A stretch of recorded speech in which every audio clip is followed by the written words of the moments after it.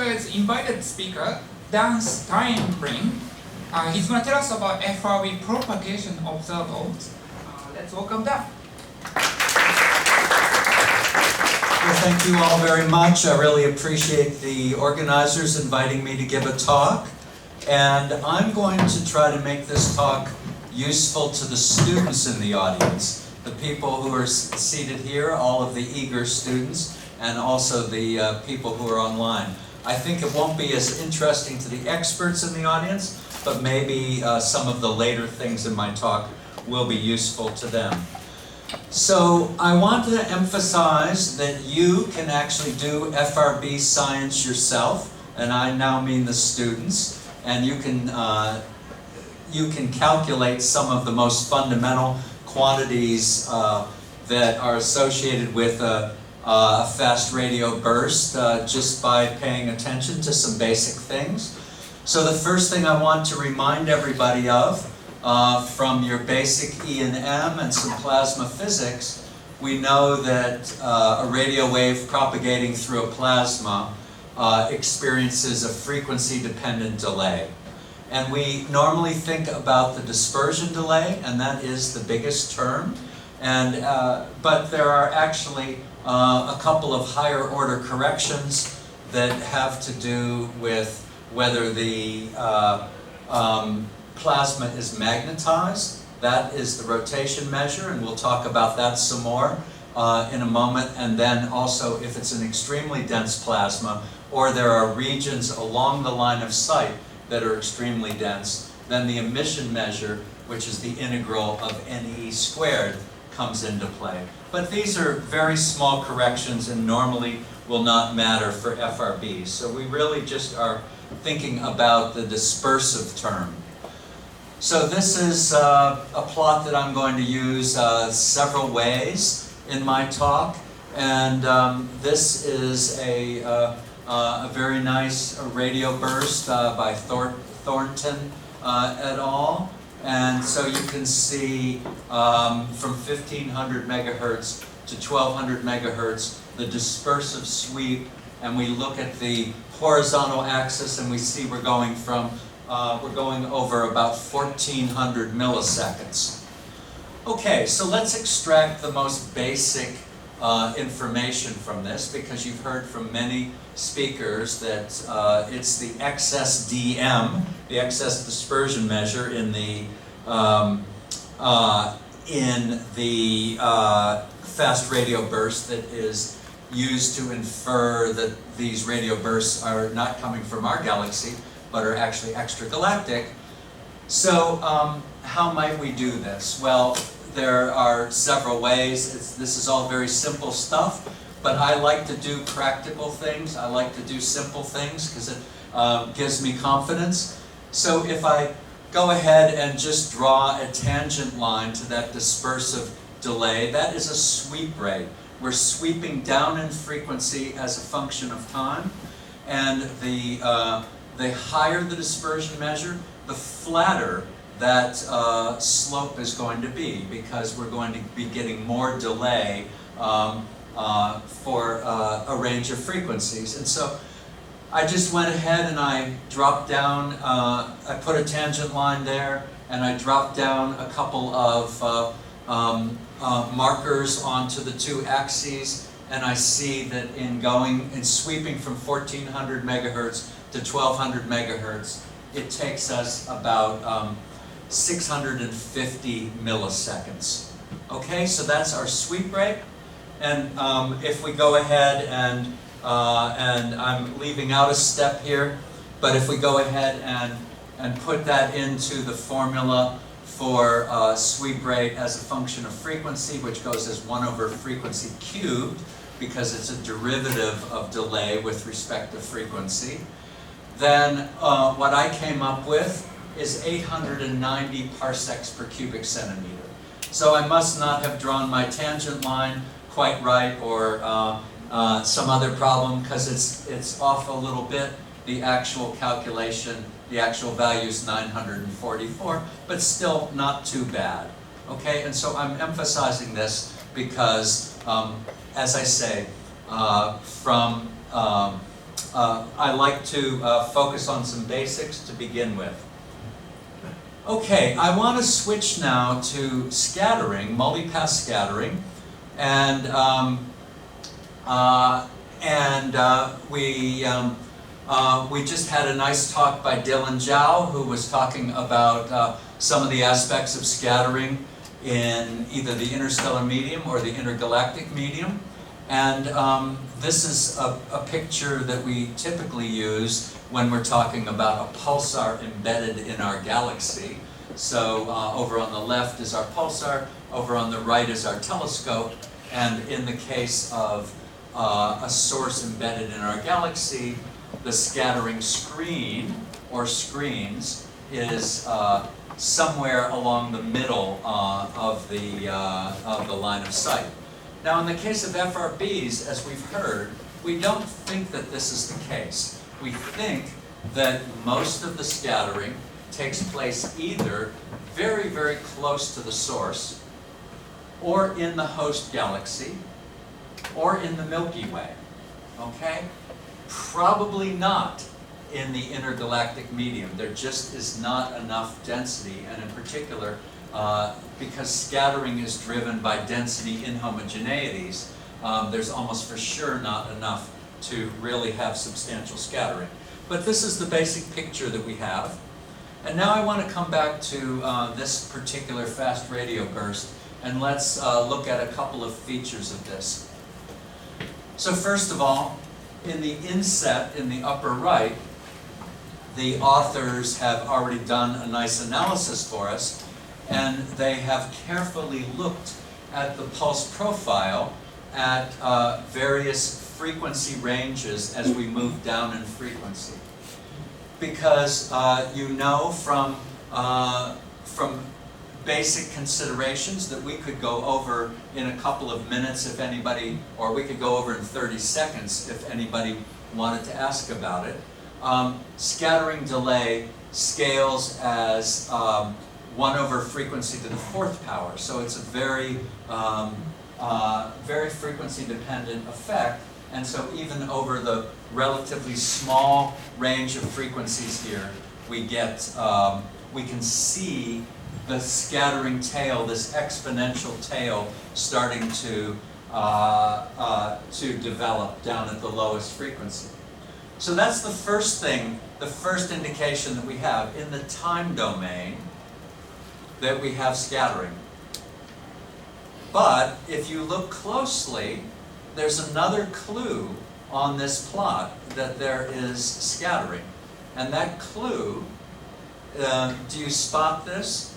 That when you look at the track of the fast radio burst frequency versus time, it's not uniformly bright, right? It goes through parts where it's quite, sort of medium bright, and then faint, and then I've labeled one place where it's quite bright.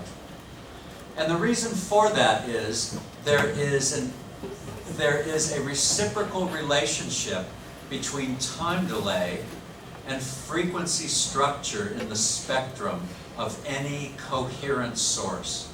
And we've heard time and time again that with FRBs we're dealing with a coherent source, and so all of the ray paths actually interfere coherently, and because of that the difference in time delays will set up frequency modulation, and we have an uncertainty relationship between tau and that bandwidth scale, basically 2 pi times tau times that bandwidth scale delta nu is approximately equal to 1.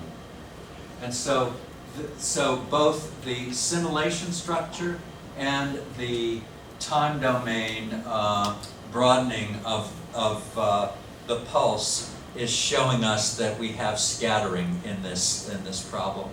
And now I'm just going to, I'm not going to go through the details here, but I just want to show you that some very basic considerations would allow you, in fact, to derive a scattering angle associated with the time delay that you infer from the observations. And basically what I'm showing here is I'm showing two ray paths, and we have a coherent wave coming and hitting a scattering screen, and then there is a very slight time delay on that ray coming in at an angle, and you can convince yourself that that is d theta squared over 2 is the extra path length, and so the extra time delay is d theta squared over 2c.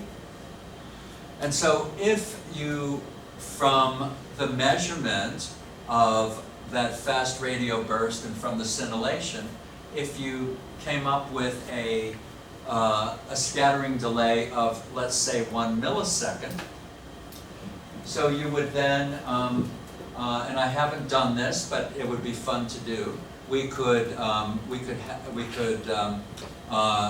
put the 1 millisecond in there and see what kind of angle we infer. Now there's one important consideration, and that is that normally when I and my colleagues work with this in pulsars and we're in the galaxy, the scattering screen is somewhere, roughly speaking, halfway between us and the pulsar. But in the case of the extreme placement in the host galaxy for an FRB, or for very close to us in the Milky Way, the effect of this time delay is much smaller, and so we have to know where the scattering is happening in order to actually be able to correctly connect time delay and angle. So before moving on to another interesting physical effect, let's just look at a compilation of excess dispersion measure and also scattering measurements over the population of FRBs as that population was known in 2019. And so on the left-hand plot, and I apologize because people in the audience won't be able to see this very well, but the vertical axis is dispersion measure on a logarithmic scale. And in both plots, we're looking at galactic latitude from minus 90 degrees to plus 90 degrees. And the dark blue points are the galactic pulsar population, and we see that the population, the dispersion measure increases greatly as we go toward the galactic plane. And our sources of interest for this meeting are the FRBs, and the FRBs are in red and pink, and they're up at the top. And so then you can see very dramatically how we've got excess dispersion measure, and that of course is the key telltale indication that FRBs are way outside of our galaxy.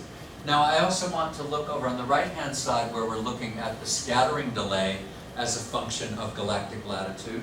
Again, in the standard pulsar population, you see that the scattering increases very dramatically as we go into the plane. You can also see, and the FRBs are coming in at basically a scattering level of about 1 millisecond, is about 2/3 of the way up in that plot. And this is 1 millisecond at a reference frequency of 1 gigahertz. And then you can see that there are some with higher measured values. There's some with lower measured values, or actually upper limits, because this is, as you know, this is not a well-measured quantity for every FRB.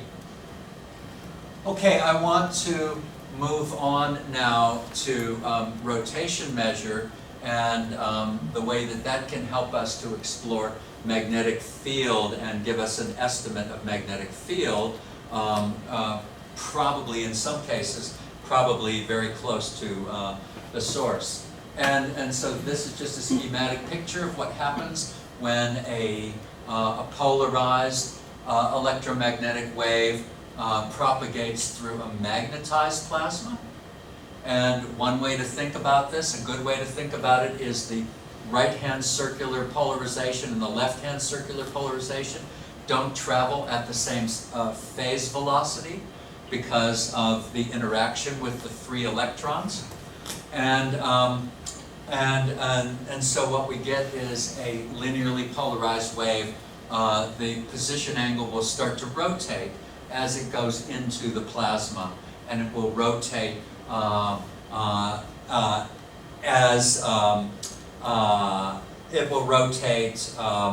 proportional to the integral of the electron density times the magnetic field strength along the line of sight, and it's the magnetic field strength parallel to the propagation path that matters.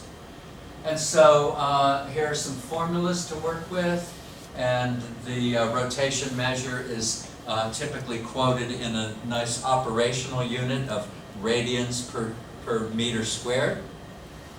And this is one of the most remarkable plots I have ever seen. When I saw this plot of Faraday rotation from the R1 repeater, McKeely et al., it just completely floored me. I just think this is such beautiful work. And I'll show you a blow-up of this in a moment, but what we're looking at in the top two panels are the Stokes parameters Q and U, which, as you know, characterize the linear polarization of the wave. And let's zoom in a little bit. And what they've done is they've taken 6 bursts that occurred all on the same day for this repeater. And they, as a function of radio frequency across a fairly wide band, they were able to mark down the linear polarization position angle as a function of frequency. And what you can see, and the different colors represent the 6 different bursts, but all taken on the same day. And what you can see is that it's fit remarkably well by this sinusoidal behavior. And again, in the spirit of us being able to do FRB science ourselves, let's just go ahead and calculate what that rotation measure is. So I did this very crudely. I said, okay, you probably can see that on the left tick mark we have 4200 megahertz, and the tick marks are 100 megahertz apart. And so I went from 4200 to 4400. I counted 15 peaks in that in the Q panel, and so we have 15 rotations in the QU plane. But as you remember, one rotation in the QU plane is only 180 degrees of rotation and position angle. And so we have to account for that. And so we have 7.5 full rotations of 2 pi radians over this range. And if we go ahead and we put that into the formula for rotation measure, I came out with a rotation measure of 1.44 times 10 to the 5th radians per square meter. And it turns out that wasn't bad, because the actual value that they got from their fit was 1.46 times 10 to the 5th. So you see, we can do FRB science ourselves. And this is just placing that rotation measure in context. This is rotation measure plotted logarithmically on the vertical scale versus dispersion measure, also logarithmic on the horizontal scale. The standard pulsar population in black, and we have some specific pulsars toward the galactic center, the Milky Way galactic center in red, and then FRBs in green with the R1 repeater and this measurement that we just looked at the top of the list. And that, of course, is telling us that there's something along the line of sight where there's a highly magnetized plasma, and that actually has been extremely useful for people in building and testing models for that repeater. Okay, I'm just going to finish up in the next couple of minutes, and I want to move to a non-FRB source. I'm going to move to the Crab pulsar, but who knows, maybe it is an FRB-like source. You know, we've heard quite a bit about the way that Crab giant pulses and 5 minutes left. The Crab giant pulses have some similarities to FRBs. So I want to just draw attention to a remarkable phenomenon that you may be aware of, and that is something called the Crab echoes. And so what we're looking at is we're looking at 150 days of observations. We're looking at the pulse and interpulse profile of the Crab pulsar over that 150 days. And you can see that they are not just lined up straight vertically, but there are slants, and then there are these other channels that come in from the side, and they come in a way that indicates that they actually are some kind of an echo effect or a scattering effect. And the most likely source for this is the strong filamentary structure in the Crab nebula. Now I want to, I'm going to finish by looking at a Crab giant pulse observed by Tim Hankins at Arecibo, and this is at 40, this is at 1.4 gigahertz. And so this shows you an inner pulse and a main pulse, and these are in microseconds. So it's a much shorter phenomenon than what we see in FRBs, but there are ways to broaden out pulses through propagation effects. And I'm going to finish with this particular situation. So now we've moved up to 43 gigahertz. And what you're looking at is a dynamic spectrum, okay, radio frequency vertically, time horizontally, and you see that there is this slant. Now, that slant is the slant that is associated with the dispersion measure that had been measured at 600 megahertz for this pulsar at a time very close to when this burst was determined. And so you would think that, okay, we've used the right dispersion measure, but still there's a slant here, and so it's not a DM problem. And so what I want to leave you with, and I'm going to have to be very brief on this, is that if we were to change the dispersion measure by about 1.7 in DM units, this is out of a DM of 56, we could actually get that to line straight up. Okay, that would line straight up, and then we would have a very, very sharp pulse, right? You can see this is broadened out, not by narrow broadband structure, but by this slanted structure. Well, is that plausible? Well, I'm going to have to leave you with the three of us wrote a paper. Jim Cordes took the lead on this, and this is a paper about how when we talk about the DM to a particular source, we have to be a little careful, particularly in the case when there's some substantial scattering. Because when there's substantial scattering, as we know, at low frequency, there is a broader beam on the sky. There's a broader beam, and we're going through, that's what's shown in the bottom panel, we're going through a larger cross-section of plasma.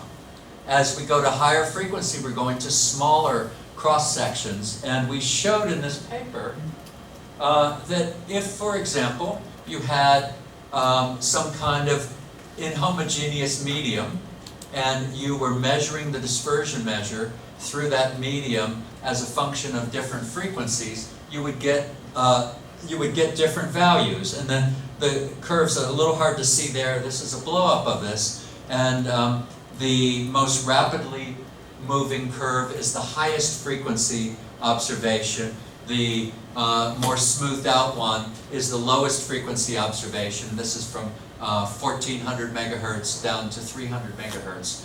And so is it possible that for the Crab Nebula that has all of this filamentary structure that, that our DM value could be off by that much between 43 gigahertz and 600 megahertz? I don't know, but I think this is an effect that's worth keeping in mind as we think about similar effects in FRBs. Okay, thanks very much. Questions and comments, please? Any? Okay, please.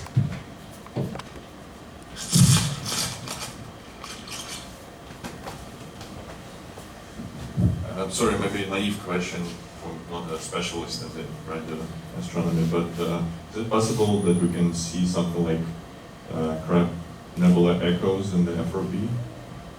So let me repeat the question. So the question is whether for FRBs we might be able to see Crab Nebula echoes.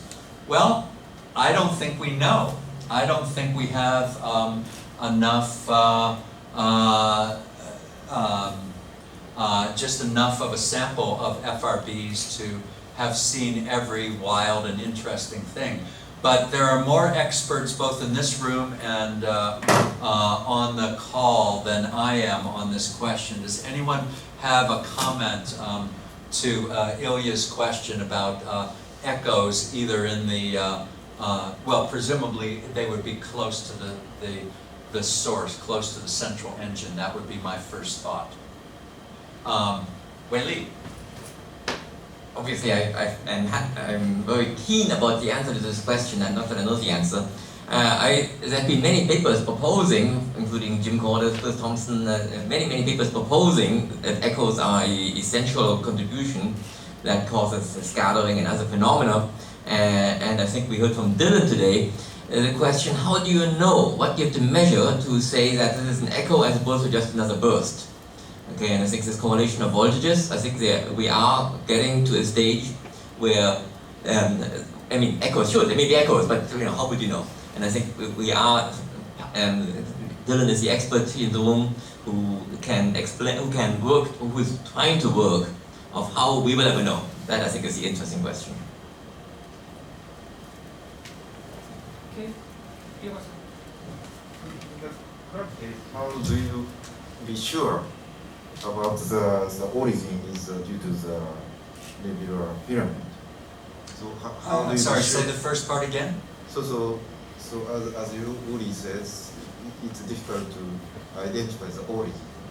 So Oh, in the whether crab, it is, yeah, in the crab, I think it's fairly unambiguous. The people have been studying the crab and scattering in the crab and dispersion measure in the crab. I'm not doing justice to this slide, but if you see some of these slanting trajectories coming in and they look like grazing incidents and then they go out, these are, you can model it very simply as it's just like a copy. it's like a copy, that's right. It's like a copy coming off of like a dense filament and being deflected by the dense filament. Yeah, so I'd refer you back to this. There are, I can give you a more recent reference than this one. And there have been some other pulsars now in which the same effect has been seen. Okay, time is up. So let's thank Dan Thank you very again. much. Thank you.